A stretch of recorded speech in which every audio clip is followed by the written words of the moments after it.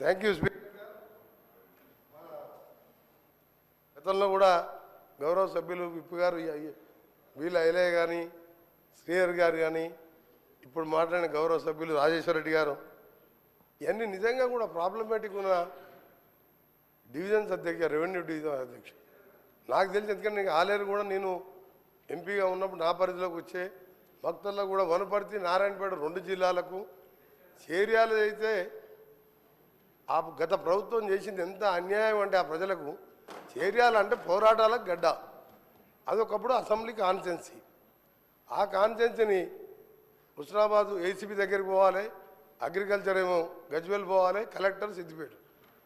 దాన్ని ముక్కలు చెక్కలు చేసి అసలు అప్పుడు రెవెన్యూ మినిస్టర్ లేకుండే ప్రభుత్వం ఉన్నదా లేదా కూడా తెలియదు. ఎట్లా చేసినో అర్థం కాలేదు. దాని మీద మేము 3 రోజులు నిరాహార దీక్ష చేసినాం. రిలే నిరాహార దీక్షలు, ప్రజా సంఘాలు. ఈరోజు నేను మంత్రిగా సరే నేను గతంలో దాని గురించి పోరాటం చేసిన అది న్యాయమైన కోరిక. ఆలేరు కానీ చేర్యాల కానీ మక్తలు కానీ ఇలాంటి 7-8 ఉన్నాయి.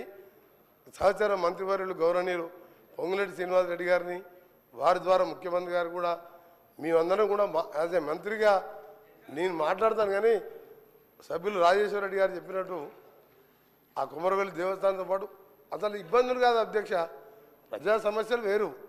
అసలు ఆర్డీఓ ఆఫీస్ అనేది ముఖ్యం. తర్వాత జేసీ కలెక్టర్ ఎక్కడ తిరగాలి అధ్యక్ష? కామాన పేదవాడు.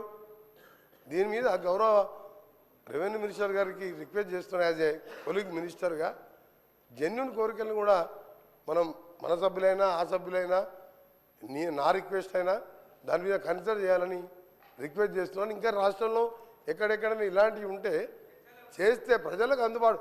4 మండలాలు కలిసి 10 జిల్లాలు ఉన్నాయి అధ్యక్ష.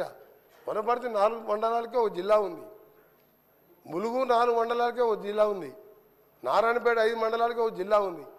రెవెన్యూ డివిజన్ని 5 మండలాలు ఒక మున్సిపాలిటీ ఉన్నప్పుడు చేస్తానికి పెద్ద దానికేం పెద్ద నష్టం లేదు. సరే పోయిన గవర్నమెంట్ తప్పు చేసింది. మన ప్రజాపాలన నుంచే ఇందిరమ్మ పాలన, మన గవర్నమెంట్ మంచి గవర్నమెంట్ అనే ప్రజలు మనకు పట్టం కట్టిండ్రు. దాని మీద ఆలోచించాలని గౌరవ మంత్రి గారిని రిక్వెస్ట్ చేస్తున్నాం. గౌరవ లక్ష్మణ్ గారు. అధ్యక్ష, మా ధర్మపురి నియోజకవర్గము ప్రపంచంలో ఉన్నటువంటి నలుమూల